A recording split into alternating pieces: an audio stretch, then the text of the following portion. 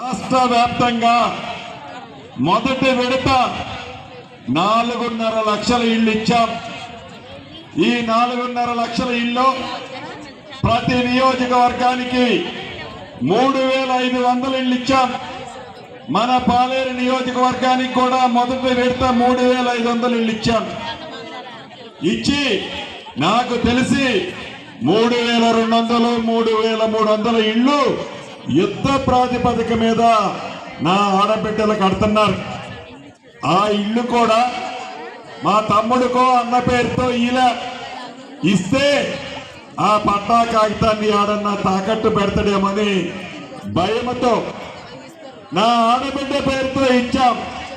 ఆ ఇచ్చే ఇందిరమ్మ ఇల్లు కూడా ఆడబిడ్డ అయితే ఆ కుటుంబాన్ని సాకి ఆ కుటుంబంలో ఉండే పిల్లల్ని ఉన్నతమైన స్థానానికి తీసుకొచ్చే దాంట్లో ఆ తోబుట్టు తను ఎంత కష్టపడైనా ఆ కుటుంబాన్ని పైకి తేవాలని తపన పడుద్ది. అందుకే ఇందిరమ్మ ఇల్లు అనేది మొదటి విడత ఇచ్చిన ఇల్లు ఆడబిడ్డ పేరుతోనే ఇచ్చాం. ఇంకా 3 విడతలు ఇస్తాం. ఇందాక అక్కడ ఒక మా అక్క లెగిసి చెయ్యెత్తుతుంది. నిజం అక్క.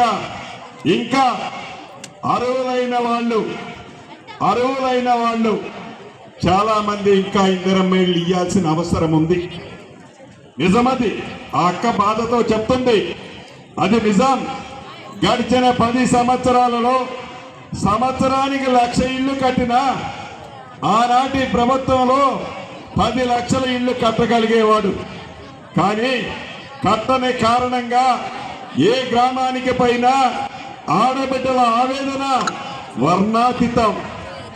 రాష్ట్ర వ్యాప్తంగా మొదటి విడత 4.5 లక్షలు ఇచ్చాం. మన నియోజకవర్గానికి కూడా 3,500 ఇళ్ళు ఇచ్చాం. ఇంకా 3 విడతలు ఇస్తాం. ఏ ఆడబిడ్డ అభద్రతకు లోను కావాల్సిన అవసరం లేదు. నేను మైక్ తీసుకోవడంతోనే చెప్పాను, ఇది నా ఇల్లు అని, నా కుటుంబం అని, మన ఇంటి పెద్ద కొడుకుని నేను అని చెప్పిన ప్రతి మాటలో అర్థం ఉంది. నేను ఆ శాఖ మంత్రిని. నాకు ఉంటుంది నా నియోజకవర్గంలోని పేదోడికి ఇందిరమ్మ ఇల్లు ఇయ్యాలని. 100% ఆనాటి ప్రభుత్వం లాగా తొండి ఆట చెయ్యం, చేయిలు ఆడించాం అన్న మాట బరాబరి. నీది ఏ పార్టీ అని అడగాం, నీది ఏ కులమని అడగాం.